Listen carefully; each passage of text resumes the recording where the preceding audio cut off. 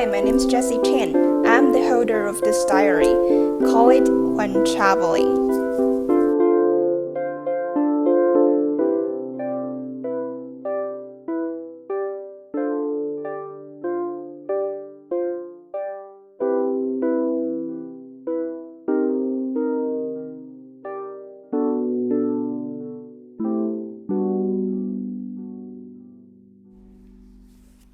November 24th, at Istanbul airport, heading to Helsinki, Finland. There are still lots of people transferring here. That was my first thought when I arrived in Istanbul. People are still traveling despite of the so-called pandemic. At the beginning, I assumed travelers would be quite few, just like the scene in Taoyuan airport. Well, what I saw just proved I was totally wrong. I didn't realize in other parts of the world it was still vivid, and I'd also realized how closed my world was. I was waiting for boarding, standing in front of the charging station and charging my phone with a USB cable. Hey, a Turkish guy came and said, "Use this." It was a charger. At the moment, I was kind of confused. I didn't know why he thought I needed. "Oh, thank you, but I have this." I pointed at my cable. "This is faster," he answered. "Oh, okay. Thank you so much."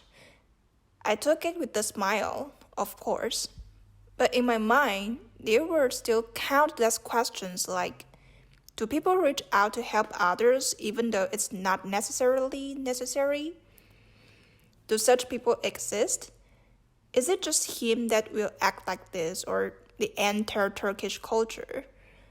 Is it just kind or something? I have no idea. A few minutes later, it was boarding time. I went close to the Turkish guy, returning the charger and saying thank you. He said nothing but smiled in a shy way, and I left. Finally, I arrived at Helsinki Vantaa airport. I remember everything felt so right and cozy when I got off. The cold air seemed to condense the atmosphere into a comfortably quiet one. The moderate warm sunshine was just spread through the terminal windows without reservation. And the staff's slight and reserved smile seemed to friendly welcome me. This must be the feeling of being in Nordic countries, I thought. And all words used to describe Nordic countries just came to my mind. Simple, serene, balanced, pure. Everything was so attractive that I started to take heed of things around me. The men, the language they spoke, the way they talked, their style. I guess I'm just fond of these small things. I then arrived at the exit, waiting for the 6:15 bus to downtown. While waiting for the bus, I stared at the airport whose windows reflected the blue sky. At the moment, I was thinking nothing but one. I knew this trip was gonna be one of the best choices in my life. On the way, I was trying to learn a bit about the local. Not quite long, a teenager got off. What he did afterwards really surprised me then. He just took off the mask and threw it into the trash can immediately, like he finally could get rid of something annoying. Then I noticed the broadcast saying they recommend people wearing masks in public transportation. Then I realized here, wearing masks wasn't mandatory. The bus continued driving. Another teenager wearing a headphone was standing in front of the back door, preparing for getting off. When the door opened, he turned his body and face a little bit, like 30 degrees or less, to the direction of driver's cabin, raising his hands for about 3 seconds and got off. I could tell it was a gesture to say thank you to the driver. There was no loud words or exaggerated gestures. It was just so simple, so pure. Maybe that's exactly the spirit the Finns shows their gratitude, I thought. 20 minutes almost passed. I noticed another phenomenon. Whenever people got on a bus, they always chose to take a window seat if seats were available. Like there's an invisible rule. First, choose a new row, and then a window seat. So in Finland, every time you get on a bus which is not crowded, you always see neat array, which for me is quite interesting. Because in Taiwan, people are not necessarily choose a new row to sit if there's one. Even so, people might just take the aisle seat because, well, I guess they think there are still lots of vacancies. Finally, I got off.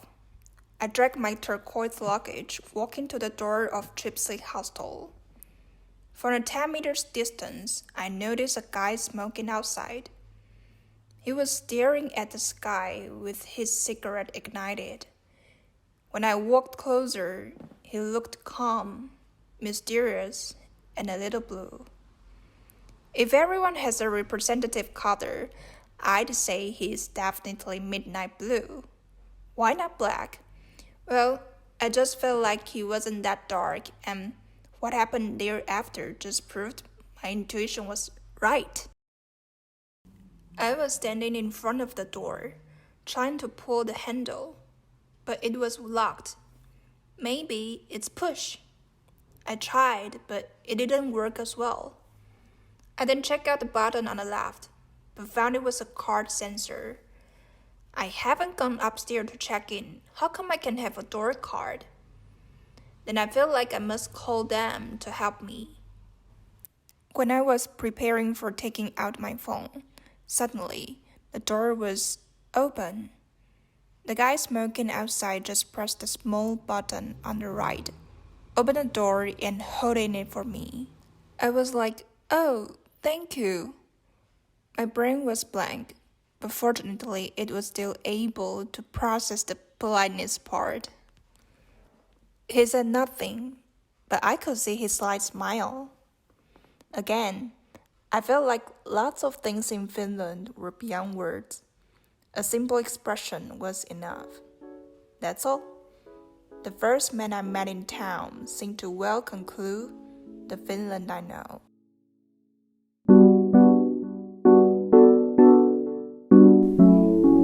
Written by Jessie Chan. Thanks for your reading.